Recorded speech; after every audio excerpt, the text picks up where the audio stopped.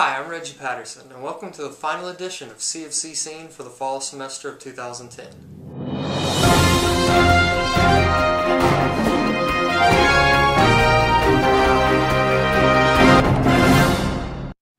Let's see what's making news. For the second year in a row, the Graduate School of Business helped families enjoy the holiday season as part of the Palmetto Project's Families Helping Families program. Over the past several weeks, the students made donations, purchased and wrapped presents, and/or delivered them to the Mount Pleasant Distribution Center for FHF. Student organizer Whitney Jewett praised how every student wanted to be a part of this, even though some of them are struggling to pay their own bills. Another thing that will soon be given back to the College of Charleston is access at the Cistern yard. As I reported earlier in the semester, the $3 to $4 million renovations of Randolph Hall, Porter's Lodge, and Toll Library have been about 3 months behind due to weather delays, and according to project coordinator Ben Meehee, I'm quoting directly here, there have been a few unforeseen repair requirements found as the work progressed as well. Nevertheless, the project is near completion and the students are excited. I'm really excited the construction is done at Cistern. It's my favorite part of campus, and it's been really annoying not being able to walk around there and go hang out and study. Around the holiday season, most people wish they had a little extra money in their wallets. Well, in-state students and their families at the College of Charleston will have just that. Because of the moratorium placed on higher education and construction projects by the South Carolina Board of Budget and Control, College of Charleston Board of Trustees voted to decrease in-state tuition to $4,808 for the spring of 2011 semester. The board's actions mean that tuition now represents a 7% increase over 2009-2010 instead of a 14.75% increase in this fall. We went to the streets to find out what students think.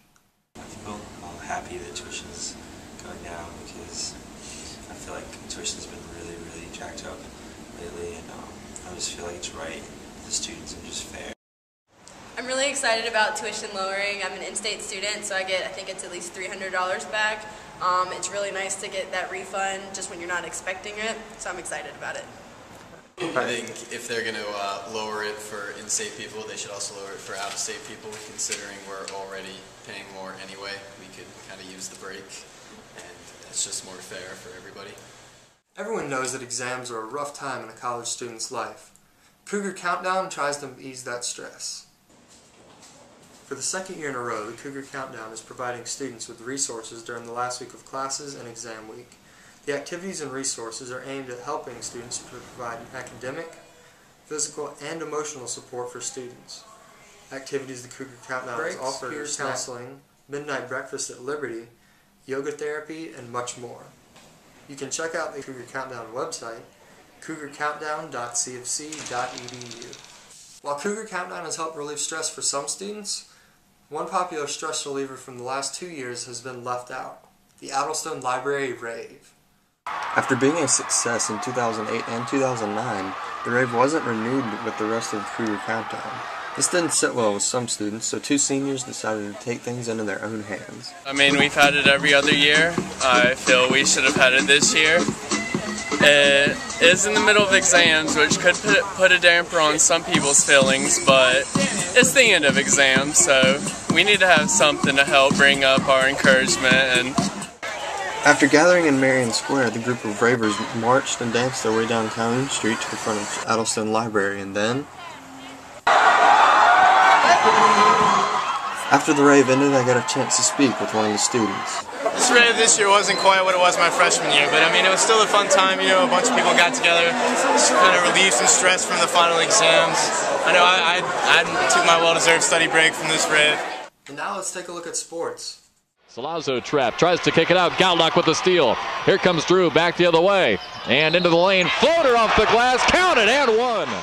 The college's men's basketball team is riding a 3-game win streak, having defeated Davidson, Georgia Southern, and East Tennessee State in its last 3 games. The team will play crosstown rival Charleston Southern at the North Charleston Coliseum on Wednesday night at 7:30. Tickets are still available, so if you're still in town, go support the Cougars. The team will return home to Carolina First Arena on December 22nd when they take on ACC foe Clemson. And finally, next time you look up in the sky, you might not see a bird or a plane, but what about Batman? That's right, on Saturday night a group of students walking up St. Philip Street say they saw someone who's dressed like Batman on the ledge of Liberty Residence Hall. This photo shown here was taken by a cell phone and given to CofC Scene by one of the students in the group. As you can see, the person does seem to be wearing a cape and Batman cowl. So does Charleston have its own campus cape Crusader, or is someone just a little bit too late for Halloween? We'll be sure to stay on the lookout to make sure.